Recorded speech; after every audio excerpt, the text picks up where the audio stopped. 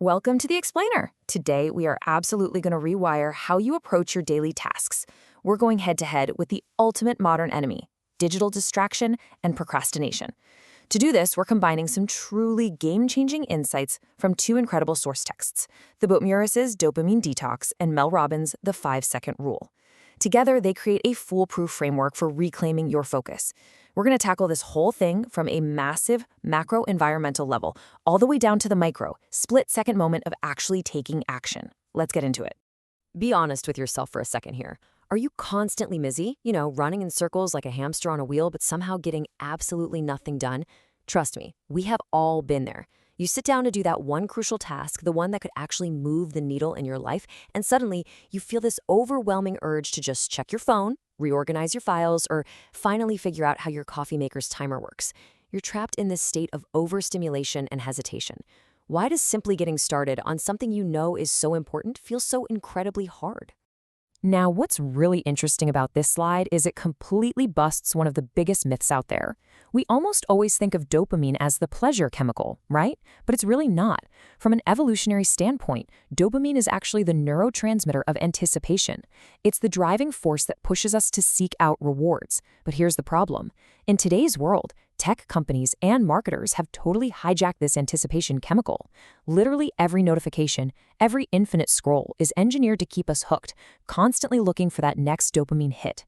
And honestly, it just leaves us distracted and empty rather than fulfilled. So, here is our roadmap to fix this. We're looking at 1. The modern focus crisis. 2. The dopamine detox method. 3. The hesitation trap. 4. 5 seconds to courage.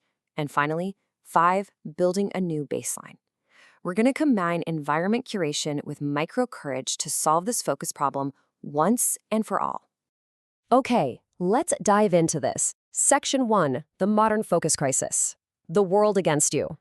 Our first source text is Thibaut Mouris's Dopamine Detox, and this is going to serve as our ultimate macro tool. You see, when you're constantly bombarded and stimulated by your phone, your brain is operating on a totally different wavelength than the one you actually need for deep, meaningful work. This detox is all about fixing that baseline level of stimulation. We have to lower it so that getting your brain to do hard things actually feels possible again. We really have to separate excitement from fulfillment.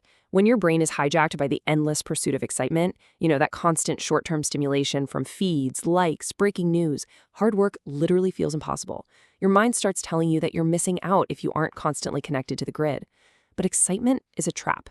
True, lasting fulfillment, that comes from the long-term peace and focus of completing difficult tasks and actually achieving your goals. Let's move to Section 2, the dopamine detox method. Lowering stimulation. Mouris outlines this brilliant, super actionable 3-step method. First up, identify distractions. You need to write down your cans and can'ts. You got to be brutal here about what is actually stealing your focus. Second, add friction. Since humans are, let's face it, fundamentally lazy, you have to make bad habits way harder to access. Put your phone in another room, block those distracting websites, make it annoying to get to them. And third, lock in a morning routine. Whatever you do, do not check your phone right when you wake up. Starting your day calmly, maybe with some meditation, stretching, or journaling, keeps your stimulation low and literally rewires your brain for focus right out of the gate. And this brilliantly illustrates a vital concept from the text: open systems versus closed systems. Open systems are things like social media feeds or email inboxes. They give you a continuous, never-ending supply of external stimuli where you can just endlessly scroll. Closed systems, on the other hand, are environments like a single Word document, a blank spreadsheet, or one specific defined task. Starting your day in a closed system forces you to actually do the work, completely cutting off the trap of infinite distractions. To ground all this psychology in reality, the source text gives us this amazing example of Jeff Bezos and Amazon. Amazon was founded in 1994, but get this, they didn't see their first profitable year until 2003. Bezos absolutely could have chased short-term profits, but instead he reinvested heavily to build incredibly strong, decades-long foundations. And that right there is the immense power of patience, long-term thinking, and sustained focus over cheap, short-term dopamine hits. Section 3, the hesitation trap, the micro moment. This powerful quote perfectly bridges the gap between getting your environment perfectly prepared and actually taking decisive action. Start before you're ready. Don't prepare, begin. Listen, you can clear literally all the distractions in the world, but eventually you have to initiate the task. And your brain, which is designed to protect you from the unknown, is going to use hesitation to try and stop you right at the starting line. Let's move to and see how this builds into Section 4, 5 seconds to courage. Micro courage. This rule from Mel Robbins is incredibly simple, and it's actually inspired by a literal rocket launch countdown. When you have the impulse to act on a goal, you physically count backward. 5, 4, 3, 2, 1, and then go. This isn't just some cute motivational trick, it's actual neuroscience. The physical act of counting interrupts your brain's default pattern of hesitation and fear. It actively engages your prefrontal cortex. That's the part of your brain responsible for deliberate action. You literally override your brain's attempt to talk you out of doing the hard things. The text proves that monumental courage doesn't require months of deep preparation. It just requires a split-second impulse to act. Take the historical example of Rosa Parks on December 1st, 1955 in Alabama. When ordered to give up her bus seat, she acted on a spontaneous, completely unoverthought impulse to resist injustice. She didn't pause to weigh all the risks or build a master plan right in that moment. She just acted. And that single moment of courage galvanized the entire civil rights movement. Your daily acts of courage work the exact same way. You just need the micro courage to act before your brain stops you. Which brings us to Section 5, building a new baseline. Macro meets micro.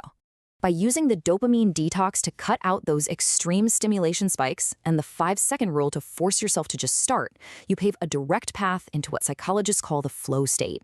This is that highly productive mental state where you are so fully immersed in an activity that you become hyper-focused and actually enjoy the process.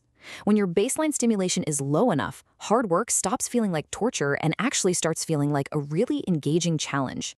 So the crucial point is, when you put these together, you create this incredible virtuous cycle. The dopamine detox lowers your baseline stimulation, which naturally makes hard tasks look so much easier. Then you use the 5-second rule to smash through that initial spike of hesitation at the starting line. Taking that immediate action builds your confidence. And as this cycle repeats, it just gets stronger and stronger.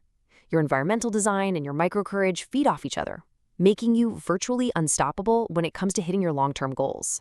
We've covered the science of anticipation, the absolute necessity of a detoxed environment, and the split-second mechanics of everyday courage. The tools to reclaim your focus are entirely in your hands now. It's time to stop letting the world hijack your potential. So, I'm going to leave you with this final, provocative thought. 5, 4, 3, 2, 1. What will you do with your next 5 seconds?